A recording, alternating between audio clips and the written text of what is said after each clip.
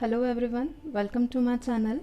In the previous class, I explained to all of you the meaning of accounting, है ना?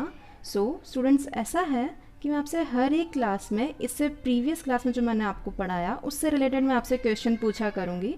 So इस class का question है कि अकाउंटिंग में जो हम ट्रांजैक्शन करते हैं उन्हें सबसे पहले कौन सी बुक के अंदर हम रिकॉर्ड करते हैं, है ना? तो उस बुक का नाम बताना है आपको. So you have to answer me in the comment box. Okay, so now we will continue the class 11th of chapter first, introduction to accounting, है ना? लास्ट क्लास में मैंने आपको मीनिंग ऑफ अकाउंटिंग बता दिया था.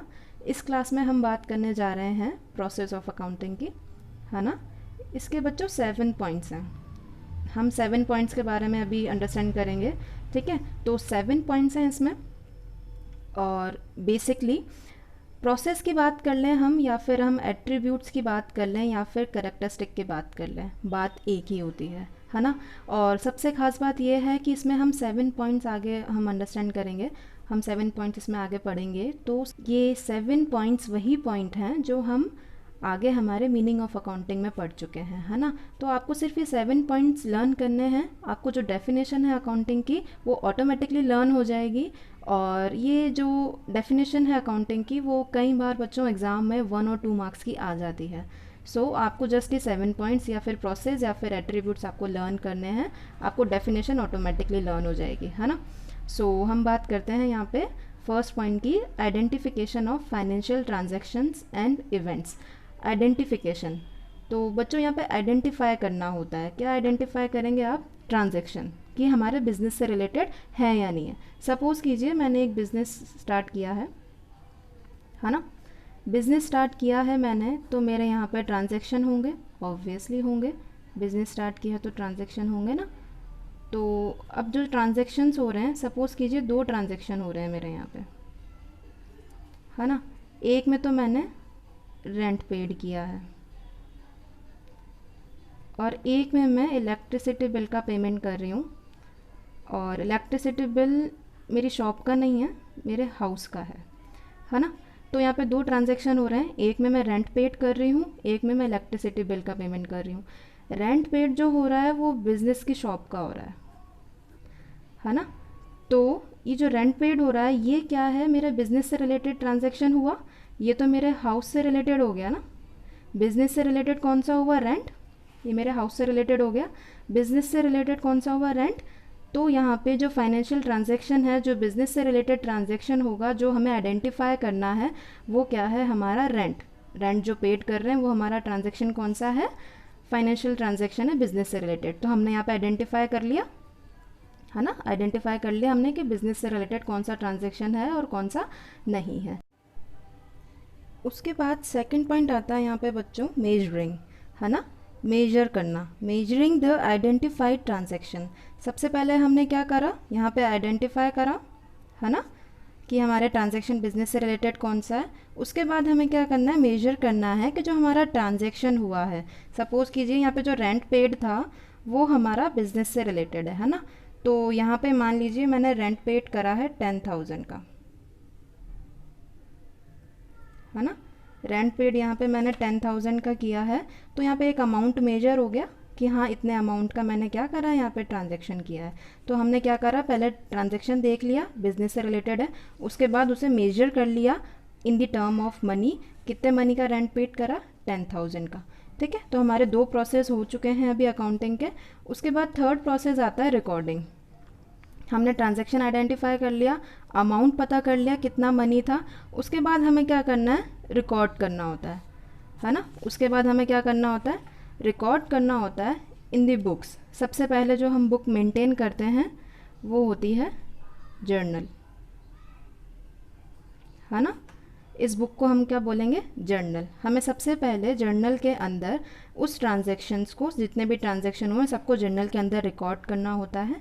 मैं आपको आगे बताऊंगी. जैसे हमने रेंट पेड करा तो हम इसकी एंट्री करते हैं, एंट्री के रूप में जर्नल में हम ट्रांजैक्शंस को जो एंटर करते हैं.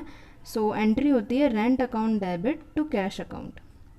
इसके आगे मैं क्लास लूँगी आपकी प्रॉपर, 11th में अलग से चैप्टर है तो हम आगे से समझेंगे इसके बारे में. Rent account debit to cash account, ऐसे जितने भी ट्रांजैक्शन होंगे सबको एंट्री के रूप में जर्नल के अंदर हम लिखते हैं। उसके बाद आता है क्लासिफाइंग, क्लासिफाई करना one nature transaction at one place. Suppose कीजिए एक बिजनेस है, उसमें बहुत सारी परचेजेज हुई होंगी, है ना, बहुत सारी सेल्स भी हुई होंगी, है ना, बहुत सारी सेल्स भी हुई होंगी, बहुत सारी परचेजेस भी हुई होंगी। तो हम क्या करते हैं, इसके बाद जर्नल में हमने एंट्री रिकॉर्ड कर ली। उसके बाद हम परचेजेस हैं, सेल्स हैं, तो उनको अलग अलग अकाउंट में क्लासिफाई करते हैं ताकि हमें इजी टू अंडरस्टैंड हो जाए वो, है ना।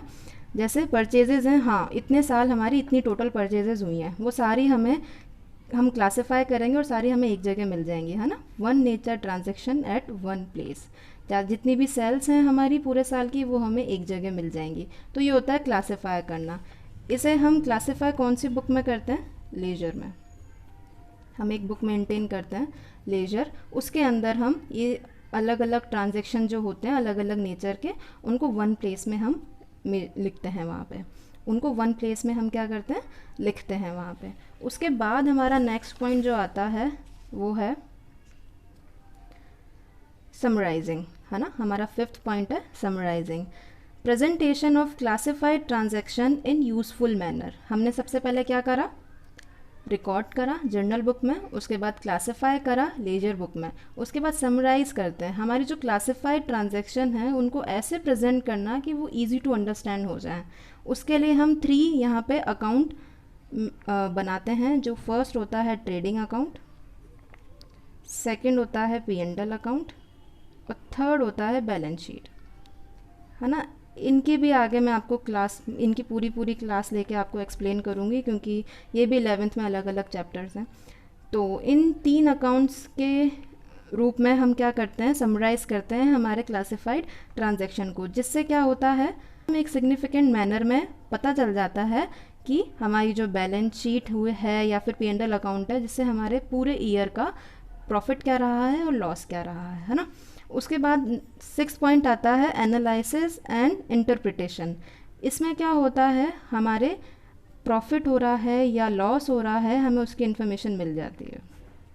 हम एनालाइज कर लेते हैं, एक कंक्लूजन पे पहुंच जाते हैं हम एंड में कि हमें प्रॉफिट हो रहा है या लॉस हो रहा है। पूरे साल की हम इसमें कैलकुलेट कर सकते हैं, मंथ की भी हम निकालना चाहें तो निकाल सकते हैं। पता चल जाता है कि हाँ इतना प्रॉफिट हो रहा है या इतना लॉस हो रहा है इन अकाउंट्स के माध्यम से, है ना।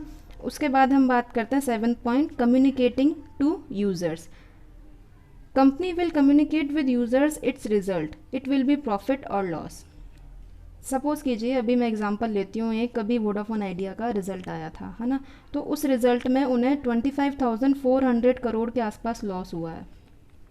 25,400 करोड़ रुपीज़ का उन्हें लॉस हुआ है यहाँ पे। ये हमें कैसे पता चला, कंपनी ने खुद ने बताया। तो कंपनी क्या करती है, लोगों को बताती है कि इतना मेरे को लॉस हो रहा है या फिर हमें इतना आज इस बार प्रॉफिट हुआ है, ये शेयर करती है कंपनी। अब यूज़र्स 2 टाइप्स के होते हैं यहाँ पे, इंटरनल और एक्सटर्नल, वो मैं आपको आगे एक्सप्लेन करूँगी, ठीक है। तो पर क्या होता है, कंपनी अपने लॉस हो रहा हो प्रॉफिट हो रहा हो वो यूज़र्स के साथ शेयर करती है। सो बच्चों ये हैं कुछ प्रोसेस ऑफ अकाउंटिंग और एट्रीब्यूट्स ऑफ अकाउंटिंग के पॉइंट्स।